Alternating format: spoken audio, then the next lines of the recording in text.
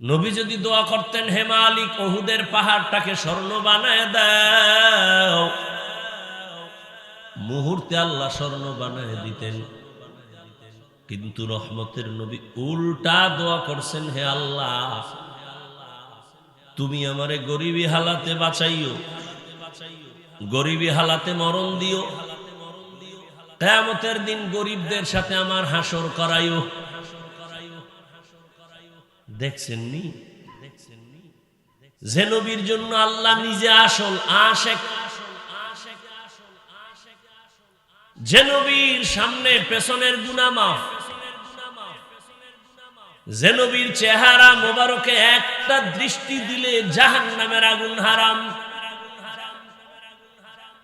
যে নবী রাস্তা দিয়ে যখন চলেন দুপার্শ্বের গাছ নত হয় রাসূলকে সালাম দেয়, নবী যেখানে কদম দেন দীর্ঘ বছর পর্যন্ত ওই জায়গা থেকে মিশকের ঘেরান।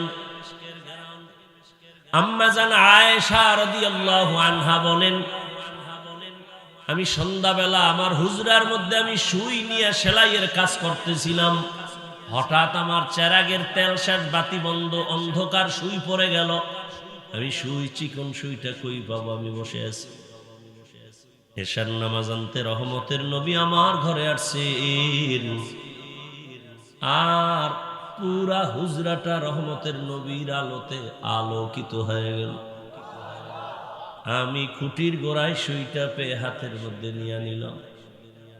রহমতের নবীর শরীর মোবারকের ঘাম আমি বোতলের মধ্যে ভরে রাখতাম, আর বড় বড় অনুষ্ঠানে রহমতের নবীর ঘাম আমরা আতর আর মেশক হিসাবে ব্যবহার করতাম।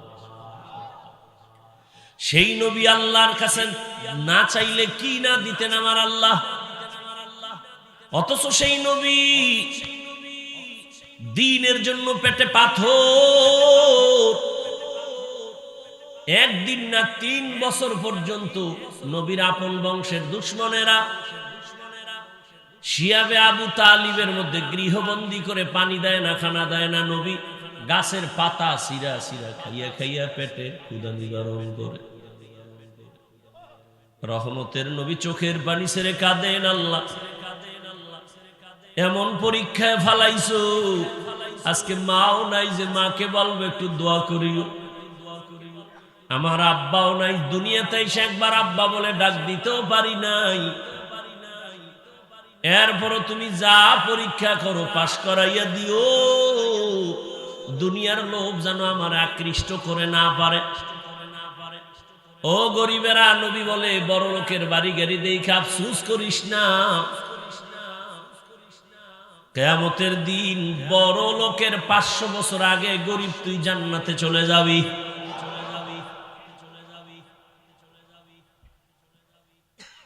দুনিয়ার কোনো মূল্য নাই। কি মূল্য? 10 তলা বিল্ডিং হইল, ওই বিল্ডিং এ যদি ঘুমাইতে না পারো, ওই বিল্ডিং এর বাহাদুরি করে লাভ কি? বিল্ডিং উঠানো মাত্র দুদক নোটিশ দিয়া দিছে, এত টাকা কই পেয়েছো হিসাব দে, ও ঘুমাইবে কি? ওর খাওয়া পর্যন্ত হারাম হয়ে গেছে। ওই বিল্ডিং এর বাহাদুরি করে লাভ নাই, খেরের ঘরে অনেক শান্তি। ইয়া আইয়ুহাল্লাযীনা আমানুত্তাকুল্লাহ, আল্লাহ বলেন, হে দুনিয়ার মুমিন তোমরা তাকওয়া অর্জন করো তথা আল্লাহকে ভয় করো। ওয়ালতানজুর নাফসুম মা কদ্দামাত লিগাদ, তোমার সামনে একটা জীবন আছে, ওই জীবনের জন্য তুমি কি অর্জন করেছো এদিকে তুমি খেয়াল করো, নজর দাও। ওয়াত্তাকুল্লাহ, আল্লাহ আবার বলেন আমাকে ভয় করো। ইন্নাল্লাহা খাবীরুম বিমা তা'মালুন, নিশ্চিত আল্লাহ পাক তোমার কৃতকর্মের সব বিষয় অবগত, সম্মুখ অবগত, অগ্রিম জানেন। নবীজি বলেন, আদ-দুনিয়া সিজনুল মুমিন ওয়া জান্নাতুল কাফির, দুনিয়াটা হলো মুমিনদের জন্য জেলখানা আর বিধর্মীদের জন্য শান্তির জায়গা, বালাখানা। যত কষ্ট মুমিনের জন্য দুনিয়ায়, পরকালে শান্তি শুরু হবে আর শেষ নেই। যত টুকটাক শান্তি বেঈমানের জন্য দুনিয়ায়, মৃত্যুর পরে অশান্তি শুরু হবে আর শেষ নেই। এই জীবন মোটেও মূল্যবান নয়, বরং মূল্যহীন। হাদিসে পাকে নবীজি বলেন যে একটা মশার ডানা বরাবর এই দুনিয়ার কোনো দাম আল্লাহর কাছে নাই। মুমিনের সাথে আল্লাহর নবী দুনিয়াটাকে জেলখানার সাথে তুলনা দিলেন কেন? মোবাইল বন্ধ কর।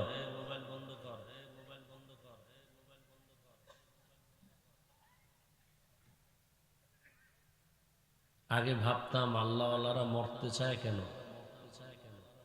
আমরা তো বাঁচার জন্য তদবির করি। এখন পরিস্থিতি আমাকেও এরকম মন চাইতেছে, আর থাকতে মনে চায় না। কারণ এখন নেক সুরাতে ধোঁকা চলতেছে, প্রতিযোগিতা চলতেছে, কে কত বেশি গুনাহ করে কার আগে কে জাহান্নামে যাবে। এবং গুনাহকে গুনাহ মনে করে না, বরং যে বাধা দিবে তাকে দুশ্মন মনে করে। দেখেন, বসছেন বেহেশতের বাগানে, মোবাইল নিয়ে করতেছেন কবিরা গুনাহ। এর থেকে বদনসিবার কি হতে পারে? বসছেন বেহেশতের বাগানে, যেখানে বসলেই গুনাহ মাফ।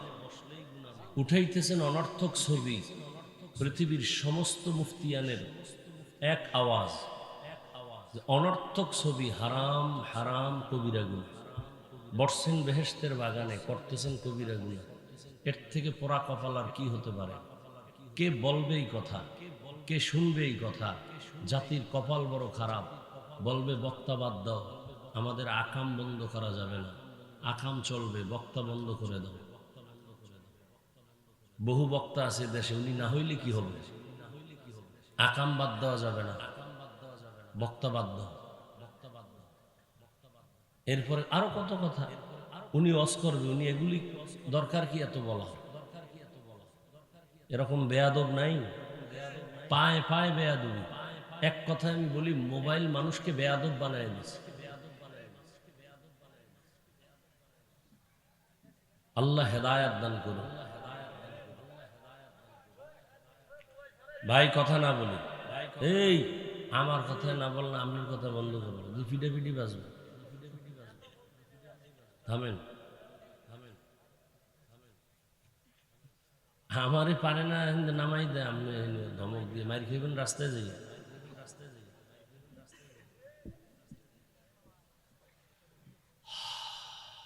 আল্লাহ আমাকে হেদায়াত দান করেন। আপনাদের হেদায়াত লাগলে আপনারা চাইল। অন্যের জন্য দোয়া করলে মামলা। এই যে পিরোজপুর হাজিরে দিয়ে এলেন, দোয়া করে মামলা। এই জন্য দোয়া করলেও মামলা হয়। দোয়া করছি মসজিদ কবুল করো, মসজিদের কমিটিরেও কবুল করো। পরে হুনিয়ারা টাকা পয়সা খাইয়া পুরা এক একটায় ভাল্লুক হয়ে গেছে, মসজিদের টাকা খাইছে। দোষ কেউর না, দোষ সব আমার। কেন? আমি দোয়া করছি কেন? দে মামলা। মানে মগের মূল্য কি? মূল্য মগের মূল্য। পিসাবার খাদেম দিছে এক জায়গায় সফরে রওয়ানা। কোথায়? এক জায়গায় গিয়ে হুনে তেলের দাম আর ঘিয়ের দাম হুমান। ঘিয়ের দামও যা, তেলের দামও তা। খাদেম কয় পিসাবের, হুজুর এই এলাকা ভালো, ঘি খাইয়া মুহূর্তের মধ্যে মডায়। হুজুর কয়, বেড়া আমার নজরে ভাল লাগে। তেলের দাম আর ঘিয়ের দাম যেখানে সমান, আমার মনে হয় এখানে ইনসাফ নেই। এই শুনো, কাবজাব করতে করতে দেখবা শেষ, বয়ান শেষ। শয়তানে যারে ধরে কাম থুইয়া আকাম করে। আইসে ও খালি কাম নাই তো, ওর কামে হলে হারারে আড্ডা দিবে। তো এখানে একটু তামাশা দেখে, কি ওয়াজ হইতেছে, কারা কি করতেছে। আবার গিয়ে মোবাইল চালাইব, হারাটা রাত্র জেনা করবে মোবাইলে, চোখের জেনা, কানের জেনা। এর কামই ওইটাই না। ঘুমের ভিতরে ঠাড়া পড়া দরকার ছিল, শুধু মোহাম্মদের উম্মত হওয়ার কারণে আল্লাহ ঠাড়া ফালান না। ঠিকই ঠাড়া পড়তো ঘুমের মধ্যে, শুধু মোহাম্মদের উম্মত হওয়ার কারণে আল্লাহ গজব দিবেন না। আল্লাহ ওয়াদা দিছিল, কারণ আমার নবীকে আল্লাহ বেশি মহব্বত করেন। মুসা নবী আল্লাহর আশেক, ঈসা নবী আল্লাহর আশেক, ইব্রাহিম আল্লাহর আশেক, ইউসুফ আল্লাহর আশেক, আর আল্লাহ নিজে শুধু মুহাম্মদের আশেক। এজন্য আল্লাহর ওয়াদা, আপনার উম্মতের আমি দুনিয়ায় চেহারা শুকর বানর বানাইয়া লজ্জা দিব না। যে আকাম চলে এক একটা ঘরের মধ্যে সারা রাত, এক রুমে মাইয়া, আর এক রুমে ছেলে, আর এক রুমে মা বাপ, সবটিতে মোবাইলে জেনা করে, চোখের জেনা, কানের জেনা, অন্তরের জেনা, সব জেনা চলতেছে সারা রাত। আল্লাহ হেদায়াত দান করুন।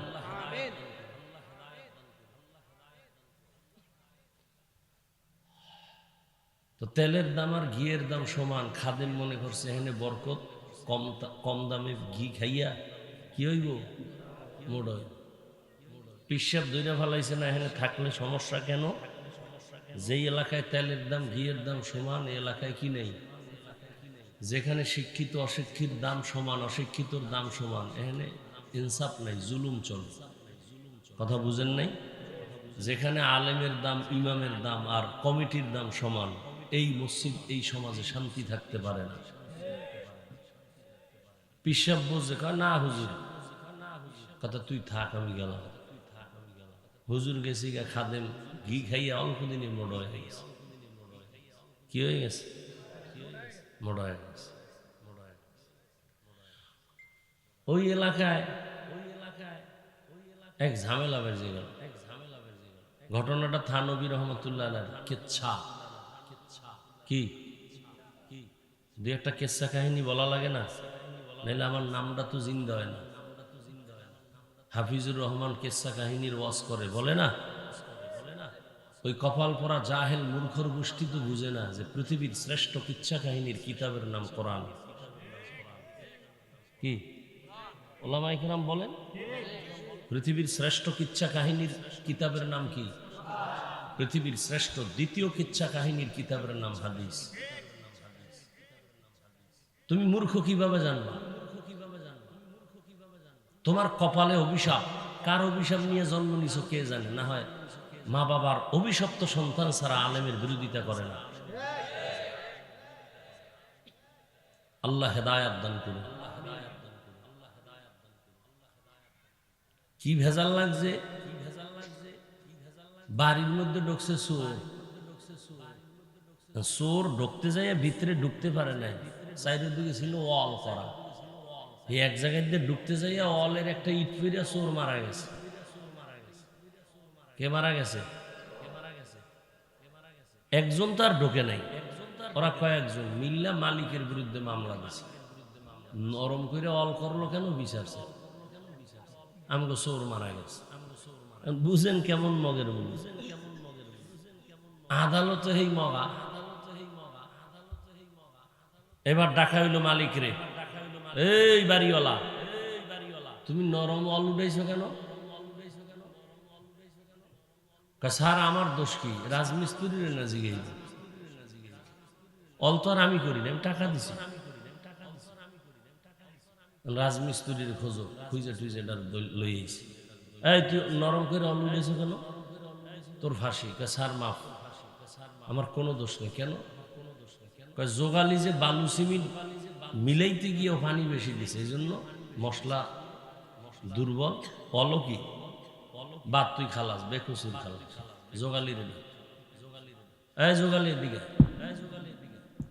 তোরা এখন ফাঁসি হইব কেন? স্যার তুই ওই পানি বেশি দিছ সিমেন্ট বালুর মধ্যে, এই জন্য অল নরম হয়ে গেছে, তোর ফাঁসি। স্যার মাপছে, আমার কোনো দোষ নেই। কি হয়েছে? আমি পানি ঠিক মতোই দিতেছিলাম, হঠাৎ করে এক মহিলা যাইতেছিল, আর পাশ দিয়ে একটা হাতি যাইতেছিল। হাতি দেখে মহিলা ভয় পাইছে। মহিলার হাতে কানে ছিল স্বর্ণের অলংকার। এর ঝনঝনানি যখন শুরু হয়ে গেছে, আমি ভয় পাইয়া বালতি ধাক্কা খেয়ে পানি বেশি বেড়ে গেছে। তুই বেকসুর খালাস, ওই অলংকারওয়ালা মহিলারে ডাক। মহিলারে ডাইকে কয় তোমার ফাঁসি, তুমি এই অলংকার লাগাই গেছো কেন? স্যার আমার দোষ কি? স্বর্ণকারে ন্যান্ডি বানাইছে। আমি তো এই বাইরে বাড়ির কাম আমি করি না, অলংকার বানাইছে স্বর্ণকার। তুমিও খালাস, স্বর্ণকারের ডাকো। স্বর্ণকারের ডাকার পরে এই তুই এরকম অলংকার বানাইছো কেন, তোর ফাঁসি। স্বর্ণকার আর কার দোষ, ওর দোষ নেই, আর ফাঁসি হয়ে যাবে, যাও ফাইনাল ফাঁসি। স্বর্ণকারের এবার ফাঁসির মঞ্চে নিয়ে রশির লাগে আর গলায় মিলে না, আর গলা ছিল গলা কি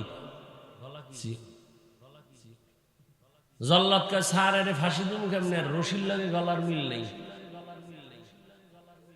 মগা নামের আদালত কয় যার গলা মোড়া এটার খোঁজ। খুঁজতে খুঁজতে হে খাদেম রে পাইছে, ওটা যে কম দামের ঘি খেয়ে মোড়া হয়েছে না, ওটার ভাই গেছে।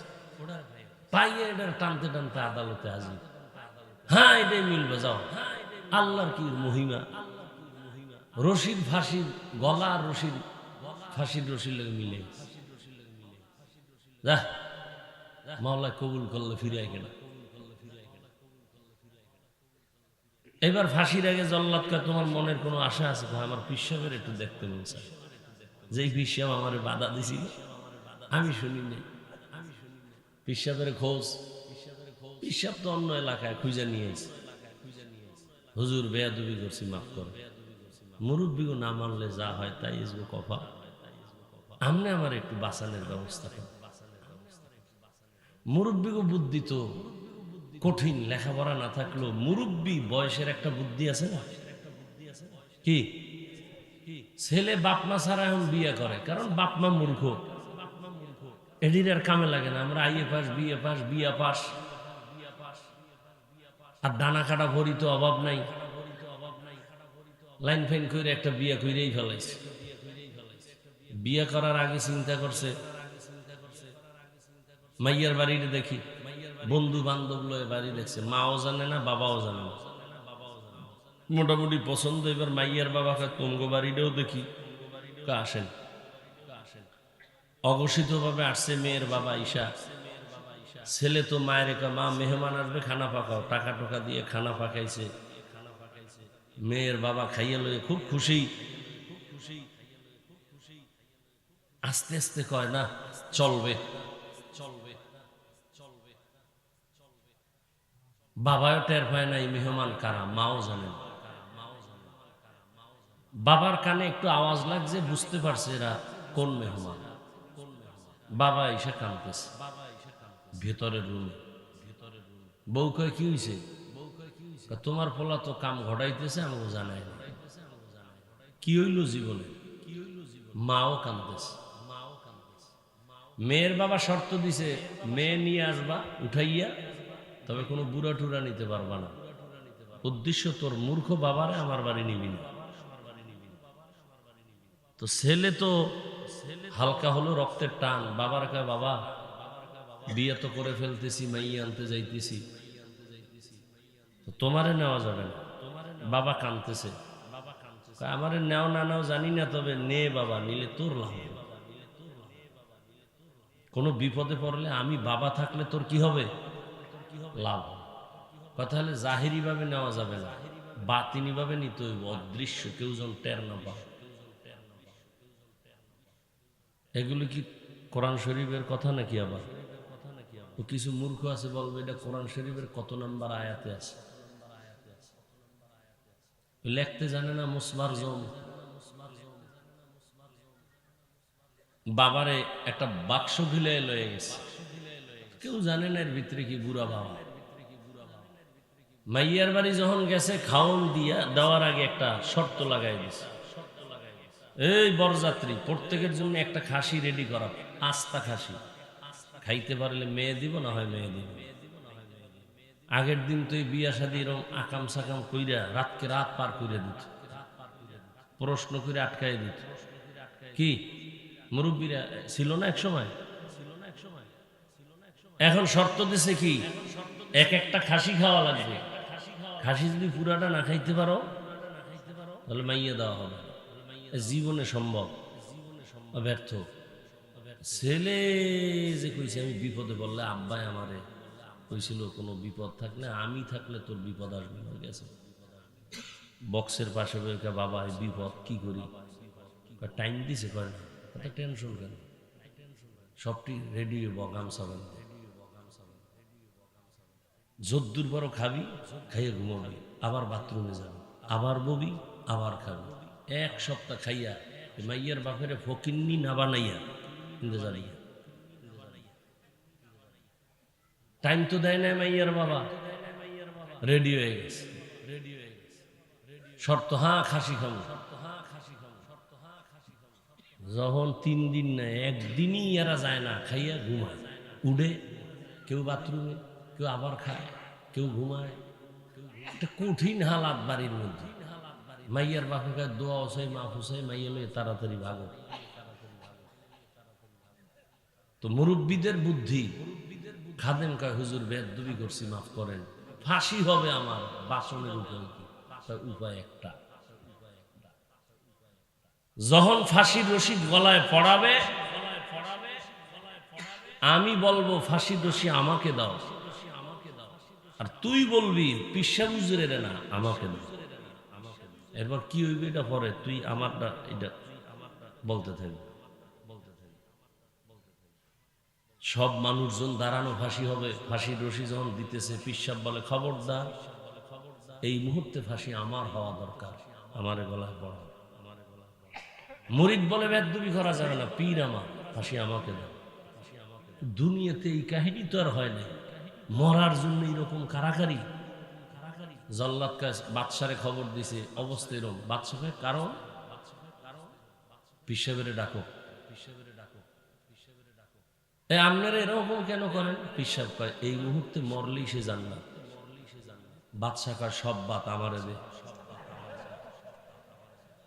যে আকাম করছি দুনিয়ায়, এই মুহূর্তে ফাঁসি হইলে যদি জান্নাত তাহলে আমারে দে। কোনারতে কই গেছে দেখছেন?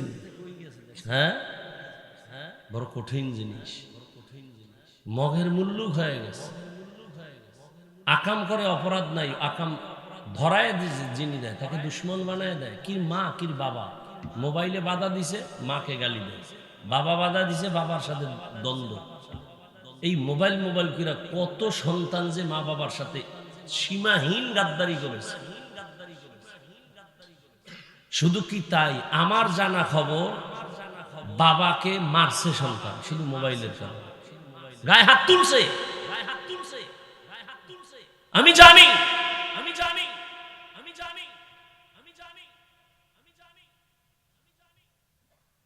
হ্যাঁ মা বলছে তোরে যেন আল্লাহ গাড়ির তলে ফালায় শেষ কর, আর এই খবরটা যেন আমার কানে আসার আগে আমি মরে যাই। ঠিকই চাক্কার তলে বেরিয়ে গেছে। আল্লাহ হেদায়েত দান করুন। তুমি তো মনে করতেছো মোবাইল তোমার খুব ওয়েট বাড়ায়, পজিশন বাড়ায়, ছুরি দিয়া কল্লা কাটা, এটা যেমন তুমি খারাপ মনে করো, এর থেকে আরো বেশি মারাত্মক তোমার জীবনের জন্য খারাপ এই মোবাইল। অল্প দিন অপেক্ষা করো, বিছানায় পড়ে যাবে, হাত থাকবে পাওয়ার থাকবে না, চোখ থাকবে পাওয়ার থাকবে না, কান থাকবে পাওয়ার থাকবে না, হার্ট দুর্বল, কিডনি দুর্বল, ব্রেন দুর্বল, চরিত্র দুর্বল, লেখাপড়া দুর্বল। অপেক্ষায় থাকো। আমার কথা তুমি বিশ্বাস করবে না, তোমার কপাল খারাপ। তবে আজকে বাসায় যাইয়া গুগলে সার্চ দিবা, টাচ মোবাইল দেখলে শরীরের কি কি ক্ষতি হয়, গুগলে লিখবা, ডিটেলস ওখানে লিখে দিয়েছে টাচ মোবাইলে শরীরের কি কি ক্ষতি হয়। আমি বলে দিলাম, তুমি বাসায় গিয়ে মিলাও, যাও।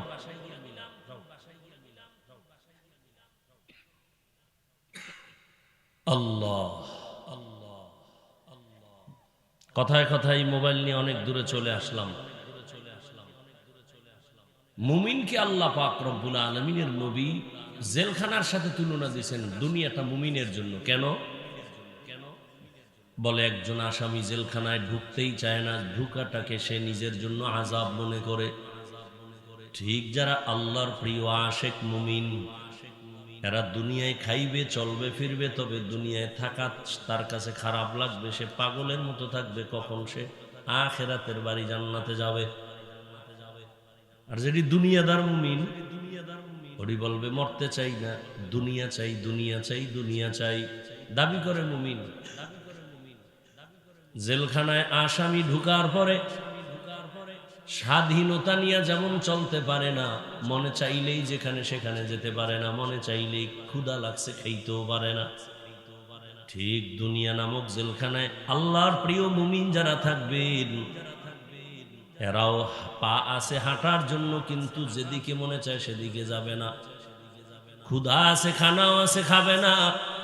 খানার আগে চিন্তা করবে আমার এই খানাটা আমার আল্লাহর পক্ষ থেকে আমার জন্য হালাল না হারাম। জেলখানায় থাকলে মানুষ যেমন স্বাধীনভাবে চলতে পারে না, দুনিয়ার জমিনে আল্লাহর প্রিয় মুমিন তারাও স্বাধীনভাবে চলবে না। চলাফেরার মধ্যে চিন্তা করবে কদমটা কোন দিকে দেই, কোন দিকে দেওয়া উচিত। আল্লাহ বলেন ইয়া আইয়ুহাল্লাযীনা আমানুত্তাকুল্লাহ, ও মুমিন আমাকে ভয় কর। এই জীবন কোনো ভ্যালু নাই, তোমার 1 ঘন্টার গ্যারান্টিও দেওয়া যাবে না তোমার এই দুনিয়ার হায়াতের। ইদানিং কালে যত লাশ, যুবকের লাশ আর সুস্থ মানুষের লাশ, অসুস্থ মানুষ কম মরে। ডাক্তার বলে অসুস্থ রোগীটারে মন মতো খাওয়ায় দাও, বাঁচবে না, কিন্তু সে অসুস্থ রোগীটা হাতে লাঠি নিয়ে এখনো চলে, আর তার সামনে সুস্থ ছোট বান্দাটা মরে যায়। মহামারী করোনায় যুবকের লাশ, ছাত্র জনতার বৈষম্য বিরোধী আন্দোলনে যুবকের লাশ, ডেঙ্গুর ভেতরে হসপিটালে যুবকের লাশ, ঘুমের বিছানায় লাশ, যুবকের লাশ, গাড়ির নিচে পানির নিচে যুবকের লাশ। আল্লাহ তাআলা বলেন তোমার এই জীবনের কোনো ভ্যালু নাই। কচু পাতার উপরে যদি 1 ফোঁটা পানি রাখো, ওই পানিটার যেমন কোনো রাখার গ্যারান্টি নাই, তোমার হায়াতের গ্যারান্টি 1 সেকেন্ডও দেওয়া যাবে না, নিঃশ্বাসের বিশ্বাস নাই। তোমার সামনে এমন একটা জীবন আসতেছে যেই জীবনের শুরু হবে শেষ হবে না। পরকাল জীবন, আখিরাতের জীবন, তোমার ওই শান্তির জীবন। দুনিয়ার জীবন তোমার আসল না, কিন্তু তুমি দুনিয়াতে আসিয়া কেন আল্লাহ পাঠাইছেন?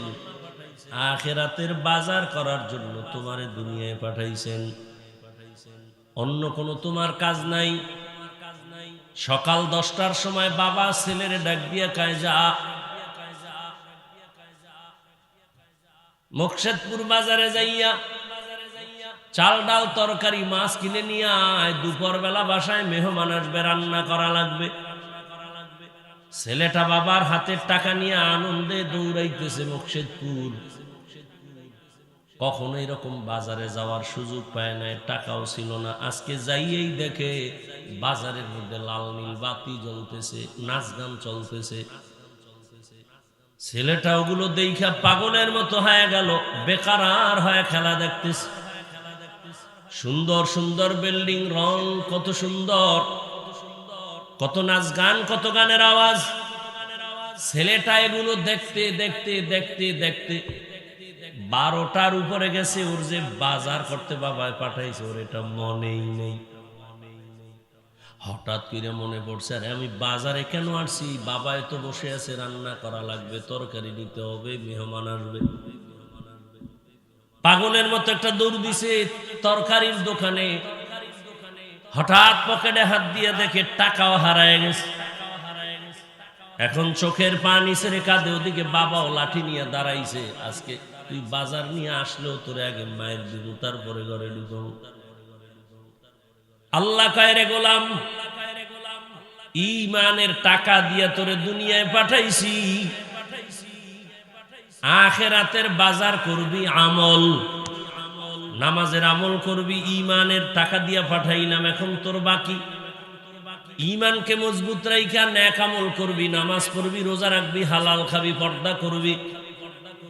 দুনিয়াতে ঈশার সুন্দর গুলশান দেখা অনেক দুনিয়াদারেরা আল্লাহ আছে, কোরআন আছে, হাদিস আছে, কিয়ামত আছে কথা ভুলিয়েই গেছে। এমনকি অনেক নিমক হারামেরা নিজের ঈমানটারেও হারায় ফেলছে, খবর নাই। আল্লাহ বলেন লাডি রেডি, তোরে আর আখিরাতের জিন্দেগিতে ঢুকলে কবরে ফিডা ছাড়া ঢুকানো হবে না। লা ইয়াগুররান্নাকা তাকাল্লুবুল্লাযীনা কাফারু ফিল বিলাদি মাতাউন কালিলুন সুম্মা মাওয়াহুম জাহান্নাম ওয়া বিইসাল মিহাদ।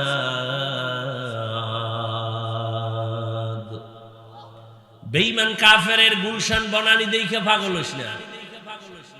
রহমতের নবী একটু আগেই বলেছি আমার আল্লাহ তার এত পরিমাণ মুহাব্বত করতেন আমার আল্লাহ, যেই নবীর কোনো গুনাহ নাই, নবী যদি দোয়া করতেন হে মালিক উহুদের পাহাড়টাকে স্বর্ণ বানায় দাও, মুহূর্তে আল্লাহ স্বর্ণ বানায় দিতেন। কিন্তু রহমতের নবী উল্টা দোয়া করছেন, হে আল্লাহ তুমি আমারে গরিবী হালাতে বাঁচাইও, গরিবী হালাতে মরণ দিও, কিয়ামতের দিন গরিবদের সাথে আমার হাসর করাইও। দেখছেন নি যে নবীর জন্য আল্লাহ নিজে আসল আশেক, যে নবীর সামনে পেছনের গুনাহ মাফ, যে নবীর চেহারা মোবারকে একটা দৃষ্টি দিলে জাহান্নামের আগুন হারাম, যে নবী রাস্তা দিয়ে যখন চলেন দুপার্শ্বের গাছ নত হয়ে রাসূলকে সালাম দেয়, নবী যেখানে কদম দেন দীর্ঘ বছর পর্যন্ত ওই জায়গা থেকে মিশকের ঘেরান। আম্মা জান আয়েশা রাদিয়াল্লাহু আনহা বলেন, আমি সন্ধ্যাবেলা আমার হুজরার মধ্যে আমি সুই নিয়ে সেলাইয়ের কাজ করতেছিলাম, হঠাৎ আমার চেরাগের তেল শেষ, বাতি বন্ধ, অন্ধকার, সুই পড়ে গেল। আমি সুই, চিকন সুইটা কই পাবো? আমি বসে আছি। এশার নামাজ আনতে রহমতের নবী আমার ঘরে আসছেন, আর পুরা হুজরাটা রহমতের নবীর আলোতে আলোকিত হয়ে গেল। আমি খুঁটির গোড়ায় সুইটা পেয়ে হাতের মধ্যে নিয়ে নিলাম। রহমতের নবীর শরীর মোবারকের ঘাম আমি বোতলের মধ্যে ভরে রাখতাম, আর বড় বড় অনুষ্ঠানে রহমতের নবীর ঘাম আমরা আতর আর মেশক হিসাবে ব্যবহার করতাম। সেই নবী আল্লাহর কাছে না চাইলে কি না দিতেন আমার আল্লাহ, অথচ সেই নবী দ্বীনের জন্য পেটে পাথর, একদিন না 3 বছর পর্যন্ত নবীর আপন বংশের দুশমনেরা শিয়াবে আবু তালিবের মধ্যে গৃহবন্দী করে পানি দেয় না, খানা দেয় না। নবী গাছের পাতা সিরা সিরা খাইয়া খাইয়া পেটে ক্ষুধা নিবারণ করে। রহমতের নবী চোখের পানি ছেড়ে কাঁদেন, আল্লাহ এমন পরীক্ষায় ফালাইছো, আজকে মাও নাই যে মাকে বলবো একটু দোয়া করিও, আমার আব্বাও নাই, দুনিয়াতে এসে একবার আব্বা বলে ডাক দিতেও পারি নাই। এরপরও তুমি যা পরীক্ষা করো পাশ করাইয়া দিও, দুনিয়ার লোভ যেন আমার আকৃষ্ট করে না পারে। ও গরিবেরা, নবী বলে বড় লোকের বাড়ি গাড়ি দেখে আফসোস করিস না, কিয়ামতের দিন বড় লোকের 500 বছর আগে গরিব তুই জান্নাতে চলে যাবি।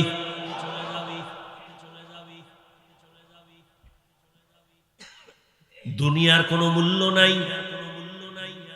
কি মূল্য? 10 তলা বিল্ডিং হইল, ওই বিল্ডিং এ যদি ঘুমাইতে না পারো, ওই বিল্ডিং এর বাহাদুরি করে লাভ কি? বিল্ডিং উঠানো মাত্র দুদক নোটিশ দিয়া দিছে, এত টাকা কই পেয়েছো হিসাব দে, ও ঘুমাইবে কি? ওর খাওয়া পর্যন্ত হারাম হয়ে গেছে। ওই বিল্ডিং এর বাহাদুরি করে লাভ নাই, খেরের ঘরে অনেক শান্তি।